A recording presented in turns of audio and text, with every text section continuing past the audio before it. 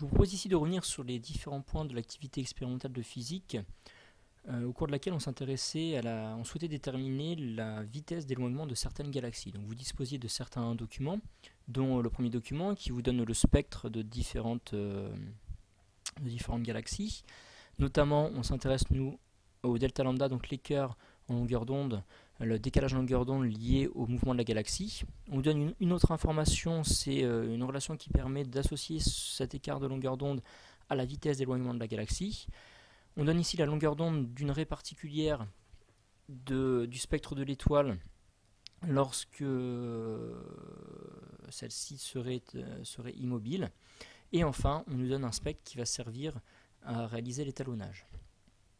Si on regarde un petit peu plus précisément ces spectres, on remarque que pour les différentes galaxies, le décalage représenté par la flèche ici est de plus en plus grand. Ça veut dire que ces galaxies s'éloignent à des vitesses plus importantes. Donc on va essayer nous de mesurer ce décalage, donc représenté ici par la flèche. Donc début de la flèche, c'est si la galaxie était immobile, fin de la flèche, c'est le décalage lié au mouvement de la galaxie. Représenté ici en rouge, lorsque la galaxie s'éloigne, on parle de décalage vers le rouge. Il est d'autant plus grand ce décalage que la galaxie s'éloigne rapidement. Inversement, si on avait affaire à une galaxie qui s'approche, on aurait alors des longueurs d'onde qui diminuent, on parlerait alors de décalage, cette fois vers le bleu. Deuxième document à votre disposition, c'est la distance de certaines galaxies par rapport à la Terre, donc distance grand D qui est exprimée en mètres, on la convertira tout à l'heure en parsec, une unité utilisée en astronomie. Troisième document, un document qui vous explique comment exploiter l'image, notamment en utilisant un logiciel qui s'appelle SAGI et en précisant qu'il faut effectuer un étalonnage. Et enfin, document 4, quelques informations concernant le logiciel utilisé. Alors, première partie, proposer une démarche permettant de déterminer la longueur d'onde de la raie H dans le spectre d'Hydra et sa vitesse d'éloignement. Dans un premier temps, on va déterminer l'échelle du document en utilisant les fonctionnalités du logiciel, voire les documents 3 et 4, et les longueurs d'onde des raies du spectre de référence, donc qui sont données au document 1. Ensuite, lorsque le logiciel sera étalonné, on mesurera le décalage Doppler de la raie H du spectre d'Hydra, et enfin on utilisera la relation donnée au document 1 pour calculer la vitesse d'éloignement. Donc tout d'abord, concernant l'étalonnage du document, on va donc utiliser le spectre du bas, tracer une droite entre la raie A, ici, et la raie G, la plus loin, on prend la longueur la plus grande. On connaît la distance entre ces deux raies, c'est donné dans le document 1. On va donc cliquer sur indiquer l'échelle, et on va déterminer donc cette distance en longueur d'onde entre A et G. Donc ici, il s'agit d'une distance réelle de 112,7 nanomètres. On clique sur oui, l'étalonnage du logiciel est effectué. Une fois que l'étalonnage est effectué, on va pouvoir exploiter donc le logiciel pour déterminer le décalage Doppler de la raie H du spectre d'Hydra. Avant ça, on va voir un petit peu une des fonctionnalités qui permet d'effectuer des mesures les plus précises possibles. Pour exploiter au mieux possible le logiciel, on va utiliser l'une de ces fonctionnalités, c'est-à-dire on va essayer de déterminer la valeur des pixels sur l'image. Donc on se trace un trait, et une vue en coupe nous permet d'obtenir ce type de figure.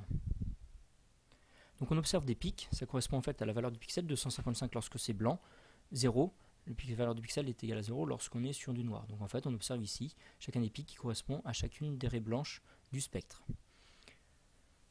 Pour avoir, donc nous ce qui nous intéresse c'est la longueur de la flèche, on va donc tracer notre trait jaune sur la flèche, on va avoir la vue en coupe. Donc le début, au niveau de la coupe, le début de la coupe correspond au début de la flèche, la fin de la coupe, la fin ici du pic correspond à la fin de la flèche. Donc on a à peu près entre 16 et 17 nanomètres. Pour être encore plus précis, on va s'intéresser à la valeur des pixels le long du trait jaune que l'on a tracé. Valeur 0, ça correspond donc à une intensité, à une couleur noire. Donc la flèche blanche va commencer ici à 13,1 nanomètres. Et donc on va voir qu'elle se termine ici à 18 environ nanomètres. Donc on va utiliser ces pixels-là, la valeur des pixels, pour déterminer la longueur de la flèche blanche et donc revenir au décalage en longueur d'onde delta lambda lié au mouvement de la galaxie.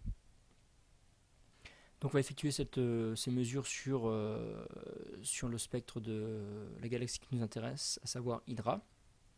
Donc on trace notre trait jaune par-dessus la flèche. On va maintenant s'intéresser à la valeur des pixels, donc on trace la coupe. On voit que ça commence à peu près à une dizaine de nanomètres pour se terminer à peu près en plus de 80 nanomètres. Pour être plus précis, on va obtenir la valeur des pixels. Donc on trace, on obtient la liste. On observe que à 3,9 nanomètres, la flèche blanche commence et qu'elle se termine. Donc on descend et qu'elle se termine, comme on l'a dit tout à l'heure, à environ 83 nanomètres. On peut donc calculer delta lambda. Et enfin, grâce à ce delta lambda, on revient à la relation, grâce à la relation de notre document 1, on pourra calculer la vitesse d'éloignement. Donc le delta lambda est égal à 83,0 moins 3,9, soit 79,1 nanomètres. Lambda prime est égal à lambda plus delta lambda, donc 396,85, cette valeur est donnée dans le document 1 plus 79,1, donc 470 nanomètres. Pour avoir la vitesse de récession d'Hydra, on utilise encore une fois la deuxième relation du document 1 qui avait été encadrée en rouge tout à l'heure. On obtient une vitesse d'éloignement de 59,8 10 puissance 6 mètres par seconde. Dans la deuxième partie de l'activité, il s'agissait de vérifier la loi de Hubble. Donc on nous demandait de proposer une démarche qui permettait de vérifier que la loi de Hubble s'appliquait dans le cas des 5 galaxies. Donc la loi de Hubble, si on reprend l'introduction de l'activité, indique une relation de proportionnalité entre la vitesse d'éloignement et la distance des galaxies, du type V égale H0 fois D, H0 étant la constante de Hubble. Donc dans un premier temps, on va mesurer les vitesses d'éloignement des différentes galaxies sur le même principe que pour Hydra, ce qu'on vient de faire dans la partie 1.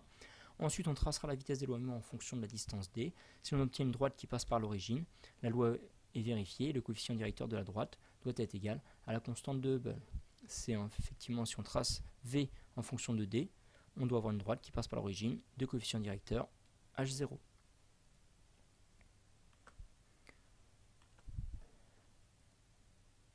Donc c'est ce qui a été effectué.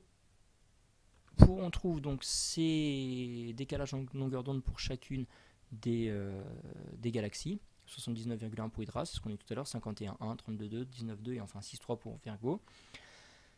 On fait le calcul donc toujours grâce à la relation de document 1 et on obtient donc ces vitesses d'éloignement en mètres par seconde.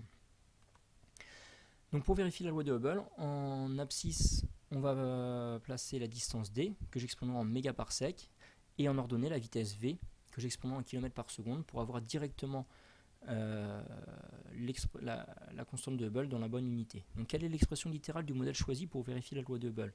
Donc on va choisir un modèle de type linéaire, V égale A fois D, et la valeur est l'unité du coefficient directeur. Donc du fait des unités choisies, le coefficient directeur devrait être en kilomètres par seconde par mégaparsec. La valeur, on devrait retrouver l'ordre de grandeur de ce qui a été donné en introduction. Donc si l'on trace la vitesse en fonction de la distance, on obtient donc une droite qui passe par l'origine, un coefficient de corrélation ici de 0,994. Donc on considère que le modèle convient si le coefficient de corrélation est supérieur à 0,98, donc c'est le cas ici, on a 0,994. On peut considérer que le modèle choisi convient. Si on revient sur cette courbe, on trouve un coefficient directeur V égal à 79,083. Donc ce coefficient directeur correspond à la constante de Hubble, 79 km seconde moins 1, mégaparsec moins 1, soit un écart relatif de 3% par rapport à la valeur donnée dans le texte. On peut donc considérer que cette valeur est compatible.